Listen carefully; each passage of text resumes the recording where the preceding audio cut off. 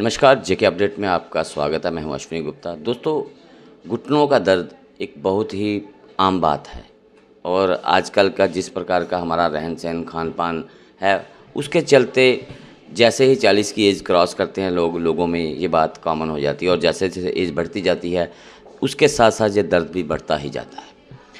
घुटनों के दर्द की क्या कारण है, क्या वजह है, उसका सही समय पर सही इलाज कब किया जा सकता है, इसी पर बात करने के लिए हमारे साथ यहाँ पर मौजूद हैं पल्स हॉस्पिटल जम्मू के डॉक्टर हैं डॉक्टर सुमित महाजन, जो कि जॉइंट रिप्लेसमेंट सर्जन हैं।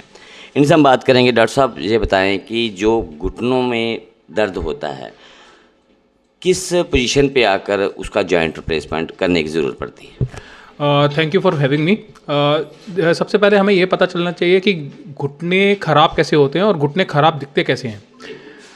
जैसे ये हमारा नॉर्मल जॉइंट होता है, इसमें ये कार्टिलेज जो है बिल्कुल साफ़ सुथरा कार्टिलेज है ना। तो आस्ता आस्ता क्या होता है कि ये कार्टिलेज जो है ख़राब होना शुरू हो जाता है। आप देख रहे हैं इसमें जैसे ज़ख़म बन गए हुए हैं, और ये ज़ख़म अगर जब ज़्यादा हो जाते हैं तो क्या होता है कि ये इस तरह से घुटना हो जाता है और पेशेंट चल नहीं पाता, उसको दर्द बड़ी ज़्यादा होती है, घुटने टेढ़े हो जाते हैं और वो ज़मीन पे पैर नहीं रख पाते और उनकी ज़िंदगी ऑलमोस्ट नेग्लिजिबल ज़िंदगी होती है, टॉयलेट जाने तक उनको प्रॉब्लम होती है। अब ये होता किस किस वजह से है? सबसे वजह तो होती है कि बुढ़ापा, एज, हड्डियाँ कमज़ोर होना। जैसे फीमेल्स में हड्डियाँ बड़ी ज़्यादा कमज़ोर होती हैं, उसके कारण जो है आपके घुटने, आपकी हड्डियाँ कमज़ोर हो जाती हैं और ज़ख़म अंदर बनना शुरू हो जाते हैं और घुटने टेढ़े हो जाते हैं। कभी कभी गठिया भी होता है, जैसे गठिया बाफ की बीमारी होती है, जैसे रूमेटाइड आर्थराइटिस हो गया। कभी कभी किसी को यंग एज में चोट लग जाती है घुटने की और उसका फ्रैक्चर अच्छे तरीके से हील नहीं होता, तो उसके में भी घुटना ख़राब हो जाता है। तो उसमें भी हमें नी रिप्लेसमेंट की सर्जरी की ज़रूरत पड़ सकती है, जहाँ घुटना ख़राब होने के कारण हमारे घुटनों में दर्द हो सकती है। ओबेसिटी बहुत बड़ा रीज़न है, जैसे मोटापा बहुत बड़ा रीज़न है कि जिसमें घुटने बिल्कुल ख़राब हो जाते हैं। क्योंकि अगर भगवान ने 2 पिलर दिए हैं, उसमें बोला कि बिल्डिंग इतनी बनानी है और आपने बनाई बहुत बड़ी बिल्डिंग, तो घुटने तो पिलर्स तो बेंड होंगे ही होंगे। तो वो मोटापा भी एक बहुत बड़ा रीज़न है। उसके कारण जैसे उनका रहन सहन ख़राब हुआ, खाना पीना ख़राब हुआ, ज़मीन पे बैठना, उतने वज़न में आप ज़मीन पे बैठोगे तो 5 गुना वज़न पड़ेगा आपके घुटनों पे। तो जब घुटने ख़राब, ओबेसिटी के कारण भी आपके घुटनों को ज़्यादा असर पड़ेगा और घुटने ख़राब होंगे। ये सब रीज़न है। तो डॉक्टर साहब, इसका जो सही समय है, इसका क्या, पहले तो हम बात करते हैं कि घुटना आपने कहा जी इसे कारण है ख़राब होने का, तो इसका बिना सर्जरी के भी क्या इलाज संभव है? देखिए, घुटनों की स्टेजिंग होती है। जैसे मैंने आपको पहले बताया कि ये एक स्टेज 1, ये नॉर्मल घुटना है बिल्कुल साफ़ सुथरा। ये एक स्टेज 2 है, इसमें थोड़ा ख़राब हुआ है, और ये स्टेज 3 है, इसमें बिल्कुल ख़राब हो चुका है। जब स्टेज 1 घुटना ख़राब होता है, अभी घुटनों में इतना ज़्यादा ज़ख़म नहीं बने हुए हैं, अभी इस कंडीशन में हम पेशेंट को बचा सकते हैं। कैसे बचा सकते हैं? हम घुटनों में कुछ ग्रीस बनाने वाली दवाइयाँ दे सकते हैं, कोलेजन दे सकते हैं। हम पेशेंट को बोल सकते हैं अपना वज़न कम करने के लिए, उनको साइकिलिंग, आधा घंटा वॉक, एक्सरसाइजेज, वर्जिश, ये सब बोल सकते हैं करने के लिए। तो उससे जो है ये घुटने को हम बचा सकते हैं। दूसरी चीज़, हमारी हड्डियाँ कमज़ोर रहती हैं। अभी आप देखो 90% लोगों को विटामिन डी की कमी है। आप अपना रैंडमली टेस्ट करवाओ, अगर आपने विटामिन डी नहीं लिया होगा आपको भी कमी आएगी, मेरे को भी कमी आएगी। तो मैं तो रेगुलरली हर साल में एक बार विटामिन डी का इंजेक्शन तो लगवाता हूँ, क्योंकि कम से कम विटामिन डी की ऑप्टिमल रेंज होती है 30 से लेकर 60 तक आपका नॉर्मल होना चाहिए। आप रैंडमली सबके करवाओ, आजकल 20, 25, 17, 18 होते हैं। उससे क्या होता है, पूरे शरीर में दर्द शुरू हो जाती है, हड्डियां कमज़ोर होना शुरू हो जाती हैं, घुटने जो हैं वो बेंड होना कम हो जाते हैं, घुटनों में भी दर्द शुरू हो जाती है, आप कोई एक्सरसाइज नहीं कर पाते हो।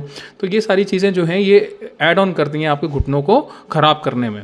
तो इस कंडीशन में अगर आप विटामिन डी, कैल्शियम, आप 2 पेशेंट्स को, स्पेशली फीमेल्स को जिनको कैल्शियम की कमी ज़्यादा रहती है, और आप घुटनों को ग्रीस बनाने वाली गोली दो और उनको बोलो कि अच्छी लाइफस्टाइल जिए, अपना वज़न कम कीजिए, तो हम बचा सकते हैं उसको।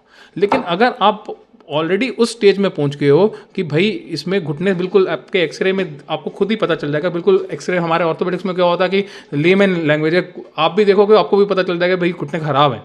तो जब घुटने साथ में जुड़ जाते हैं, बिल्कुल इस तरह से टेढ़े हो जाते हैं और साथ में जुड़े हुए होते हैं, तो उस स्टेज में इसको सिर्फ रिप्लेसमेंट सर्जरी से ही ठीक किया जा सकता है।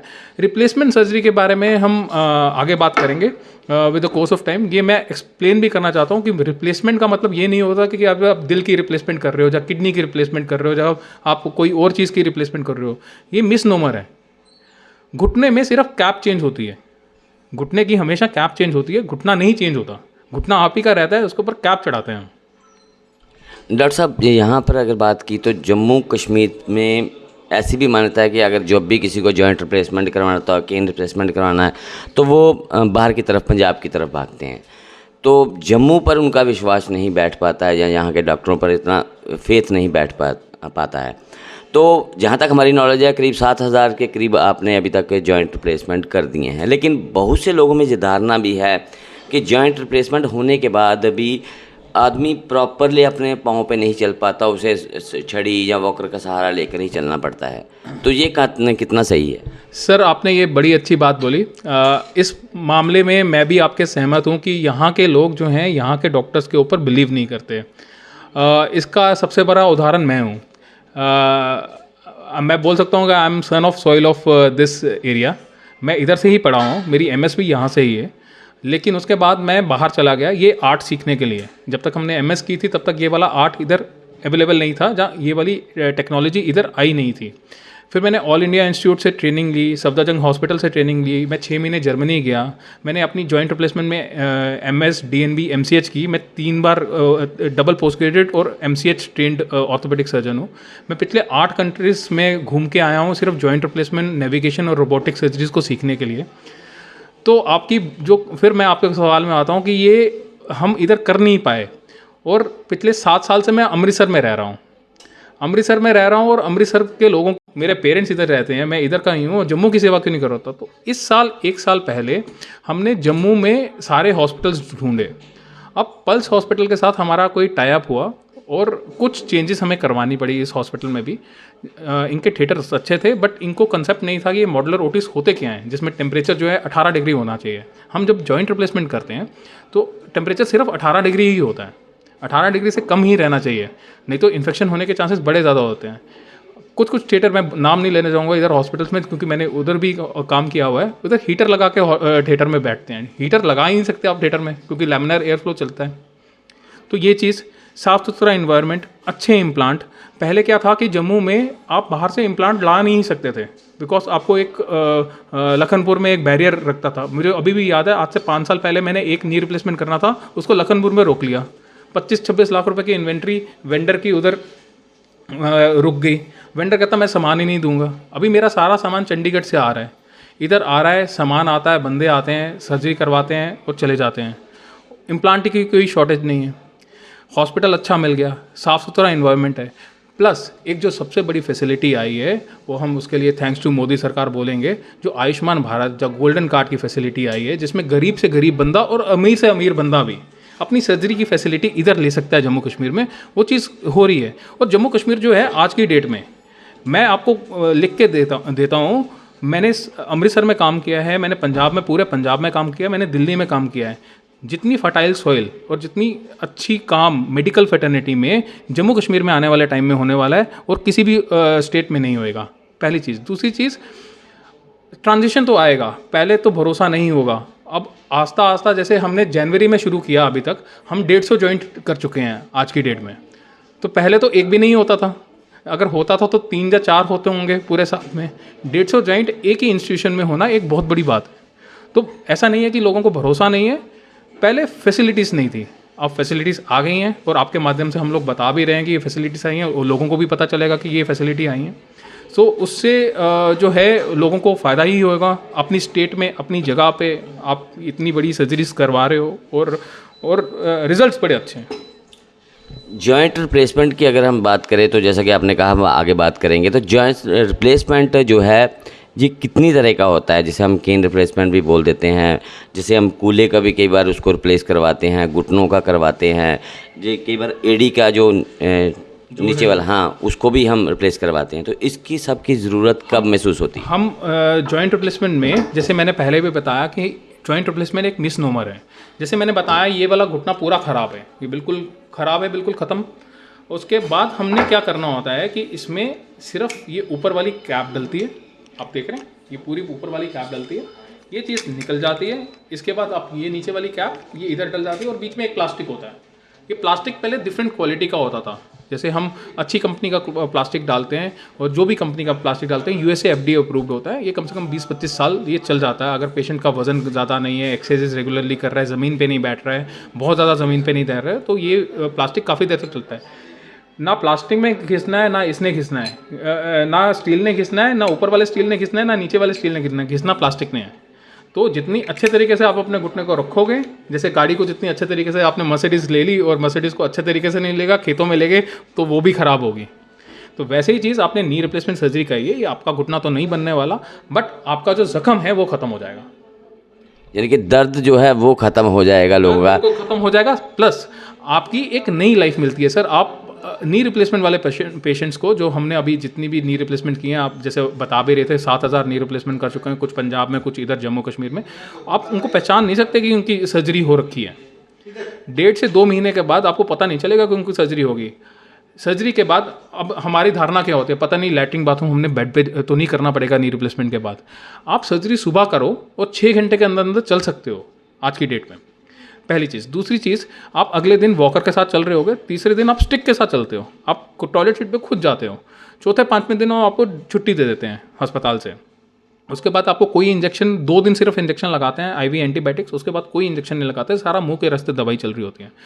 2 हफ्ते में आपके टाँके निकल जाते हैं और आप छड़ी से ही चल रहे होते हैं, और कभी कभी हम 2 हफ्ते में छड़ी भी छुड़वा देते हैं। मैक्सिमम पेशेंट आजकल 2 हफ्ते में छड़ी छोड़ के ही चलते हैं। 1 महीने में आप सीढ़ियाँ चढ़ो, उतरो, साइकिल चलाओ, सब कुछ करो, और आपको दर्द, अकड़ाहट, भारीपन, क्योंकि आपको पता है कोई भी सिंपल सर्जरी सिजेरियन भी करवाया जाए तो तब भी आपको 1 महीने तक दर्द रहती है। वही सेम 1 महीने की दर्द जो है, दर्द मीठी मीठी दर्द जो होती है, वो आपको 1-1.5 महीने तक रहती है। उसके बाद आप अपनी सीढ़ियाँ चढ़ो, उतरो, 2-2.5 महीने में अपनी सर्जरी एंजॉय करते हो, बाहर चक्कर लगाते हो, जो आप बाथरूम तक नहीं जा सकते वो आधा घंटा वॉक करते हो, साइकिल चलाते हो। लेकिन मैं अपने सारे पेशेंट्स को एक चीज़ बोलता हूँ, आपको एक्सरसाइज करनी ही पड़ेगी। अब वो बोलते हैं कि मेरे को फार्म पड़ गया है भाई, मेरे को एक्सरसाइज करनी है। एक्सरसाइज तो भाई मैं भी करता हूँ, आप भी करते होगे। वर्जिश करना बहुत ज़रूरी है। वर्जिश नहीं करोगे तो आपकी बॉडी ठीक नहीं रहेगी। तो हमने नी रिप्लेसमेंट किया हुआ है, वज़न कम भी करवाना है पेशेंट का, कैल्शियम भी देना है, सब कुछ देना है, तो वर्जिश उनको करनी पड़ेगी। बहुत देर तक हम बोलते हैं ज़मीन पे ना बैठो, बैठ सकते हो। जैसे पहले ज़माने में बोलते थे, हाय नी रिप्लेसमेंट करवाया तो ज़मीन में तो बैठ ही नहीं सकते। अभी मैंने आपको वीडियोस के माध्यम से भी दिखाया कि बिल्कुल नी रिप्लेसमेंट में भी नीचे बैठ सकते हैं, लेकिन रेगुलरली नहीं बैठना है। रोज़ रोज़ आप बैठोगे तो घुटने की लाइफ कम हो जाएगी, बिकॉज जब भी आप ज़मीन पे बैठोगे 5 गुना वजन पड़ता है, और ये जुड़ता तो सीमेंट के साथ है, एक बोन सीमेंट होता है उसके साथ जुड़ता है, तो लूजनिंग होने के चांसेस हो जाते हैं। जो ही चीज़ 25-26 साल चलनी है, वही चीज़ आपकी 10-15 साल चलेगी। डॉक्टर साहब, आपने बताया कि आयुष्मान भारत में भी ये सुविधा उपलब्ध है, तो लोगों में ये भी रहता है बहुत बार कि आयुष्मान भारत में डॉक्टर सही प्रकार से इलाज नहीं करते हैं या ऐसा, तो क्या इसमें कितना सच्चाई है? सर देखिए, ऐसा है कि अगर हम नहीं करते होते सच्चाई तो हमारे पास पेशेंट नहीं आते, क्योंकि हमारे पास जो मेन रेफरेंस है, चलो आपके माध्यम से तो हम बता ही रहे हैं, लेकिन आपके माध्यम से पहले भी हम 150 जॉइंट कर चुके हैं, है ना। सो पेशेंट टू पेशेंट ही आता है हमारे पास, जो मेन है। अगर एक पेशेंट ठीक होके जाता है तो दूसरा पेशेंट भेजता है वो। सो ये मैं मानने से इनकार करूँगा कि आयुष्मान भारत से आप पेशेंट नहीं है वो। हाँ, डॉक्टर का फ़र्क हो सकता है, जैसे एक डॉक्टर का फ़र्क हो सकता है, दूसरे डॉक्टर का फ़र्क हो सकता है, बात करने में दिक्कत हो सकती है। वो आयुष्मान भारत हो, कैश हो, किसी भी प्रकार से हो सकता है, लेकिन पेशेंट के लिए ऑनेस्टी रखना मेरे ख्याल से डॉक्टर की सबसे बड़ी चीज़ होती है, कि आप जो भी इलाज कर रहे हो वो सही तरीके से कर रहे हो। डॉक्टर आपकी बात माने, आप पेशेंट की बात मानो। ऐसे तो है नहीं कि आजकल के ज़माने में आप डॉक्टर भगवान का रूप है, वैसा वाला भी नहीं है, क्योंकि डॉक्टर्स को हमेशा एज अ कंज्यूमर, मतलब कि पेशेंट डॉक्टर के लिए एक एज अ कंज्यूमर है ना। पेशेंट्स कहेंगे कि डॉक्टर को हमें ये चीज़ देनी है, और डॉक्टर हमें हॉस्पिटैलिटी बिजनेस में, हम इसको हॉस्पिटल बिजनेस में नहीं बोलते हैं, हॉस्पिटैलिटी बिजनेस में बोलते हैं। तो पेशेंट को तो केयर देनी ही पड़ेगी, वो यहाँ आयुष्मान का हो, यहाँ कैश का हो, कोई डिस्पैरिटी नहीं होती सर, एटलीस्ट प्राइवेट हॉस्पिटल्स में तो नहीं होती।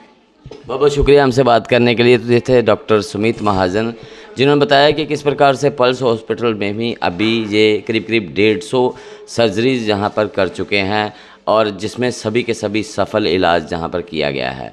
तो अगर आपके भी घुटनों में किसी प्रकार की कोई दिक्कत है तो आप भी डॉक्टर सुमित महाजन से यहाँ पर पल्स हॉस्पिटल जम्मू में आकर मिल सकते हैं, इनसे सलाह ले सकते हैं। हो सकता है कि आपका घुटना अभी इतना नहीं ख़राब हो, आपको उसकी सर्जरी की ज़रूरत भी ना हो। जिस प्रकार डॉक्टर साहब ने पहले भी बताया है कि हर एक घुटना जो अपनी स्टेज पर पहुंचता है उसके बाद ही सर्जरी की ज़रूरत पड़ती है। तो हो सकता है अभी आपके घुटने में थोड़ी सी प्रॉब्लम हो, इसलिए देर ना करें। आयुष्मान भारत में भी जो कार्ड है उसमें भी यहाँ पर ये सर्जरी अवेलेबल है, इसका पूरा इलाज यहाँ पर अवेलेबल है। तो अगर आपको भी इस प्रकार की कोई दिक्कत है तो आप ज़रूर पल्स हॉस्पिटल में संपर्क करें। तो मुझे अश्विनी गुप्ता को कैमरामैन निंद्र शर्मा के साथ दें इजाज़त। आप जुड़े रहें जेके अपडेट के साथ।